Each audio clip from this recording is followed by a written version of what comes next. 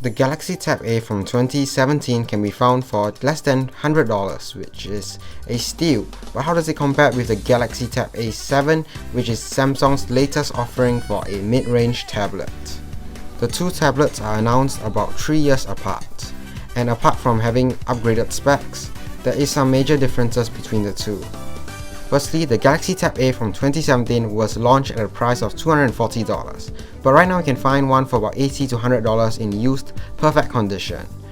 The Galaxy Tab A7 on the other hand was released at $290. Let's move on to the structure of the tablet.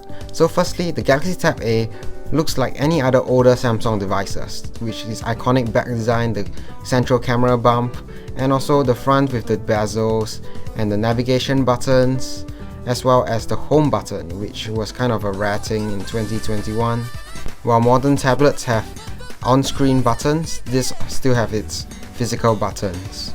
With the Galaxy Tab A7 on the other hand, you have all the modern experiences with thinner bezels, and of course, you have your on-screen navigation buttons as well as your home button. The Galaxy Tab A is bigger in almost every aspect. It is heavier, it is taller, it is wider, but it is also slimmer at the same time, which make it feel a bit nicer to hold compared to the Galaxy Tab A, and especially thanks to the metal construction compared to the plastic on the Galaxy Tab A. And also the Galaxy Tab A7 also still keeps headphone jack. Now let's move on to the display of both devices. In common, both devices use a IPS LCD display, which is alright given the price. But the Galaxy Tab A7 is not only brighter, it is also larger, being 10.4 inch versus 8 on the Galaxy Tab A. The Galaxy Tab A7 also has a 224 pixels per inch display, while it's only 189 on the Galaxy Tab A. If it isn't already clear that tablets do not have the best cameras, these devices will prove that, with having 8 megapixels on each camera. But really, the resolution isn't the issue, it's that this has small sensor sizes, which kinda ruins the shot. As you can see, the shot is decent, it is usable on the Galaxy Tab A, and the Galaxy Tab A7 looks a bit brighter as well as less noisy.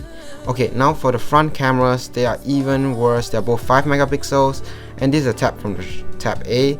It looks alright, it's still usable, and the Galaxy Tab A7 still have a bit of incremental upgrades which make it look a bit better, but these two cameras are not too far off. And also, one thing about the Galaxy Tab A7 is that its camera position is at its landscape mode, which makes sense as if you take a zoom call, you do it in landscape, which is what most of us are doing right now. Moving on to the software, the Galaxy Tab A runs on Android 9 and is stuck there. The Galaxy Tab A7 runs Android 10 and can get upgraded to Android 11, but I haven't done the update yet. And also it can get future Android updates, I think all the way till 13, which is quite good for a mid-range device. The Galaxy Tab A7 also comes with extra gigabyte of RAM as well as twice the base storage. And everything on the Galaxy Tab A7 is way smoother than the Galaxy Tab A. Just look at app loading times and everything else, just look at this. I tap them at the same speed. The Galaxy Tab A7 is done, while the Galaxy Tab A really struggled with even daily tasks. It feels a bit sluggish, it just feels laggy, and all in all it's just because of its chipset. So this has a Qualcomm Snapdragon 425 chipset for the Galaxy Tab A, and for the Galaxy Tab A7 you get the Qualcomm Snapdragon 662, which is considered as a middle of the market mid-range, while the Galaxy Tab A has a lower end chipset. The Galaxy Tab A really took quite a while to load Brawl Stars, and running it is pretty smooth. It's only that when you change applications it will really lag a lot. So overall, it still can play games, but Brawl Stars is about its max as it starts getting heated up. However, the Galaxy Tab A7 on the other hand performed rather well. I would not really recommend the Galaxy Tab A just because of its Qualcomm Snapdragon 425 chipset. Just look at the Galaxy Tab A7. It just loads things like 3 times or 2 times as fast as the Galaxy Tab A, and playing Brawl Stars, it didn't heat up at all, it just felt like an easy piece of cake. It aced Brawl Stars, and it can even play PUBG at its medium settings. So I am confident to say that the Galaxy Tab A7 is actually quite a beefy device for the price. The Snapdragon 662 is really a major leap compared to the 422 in all aspects, including battery life. The Galaxy Tab A7 have a humongous 7040 mAh battery. This compensates its larger display, but it's also the Qualcomm Snapdragon 662 with its way better power efficiency that makes this a way better battery life compared to the 5000 mAh on the Galaxy Tab A.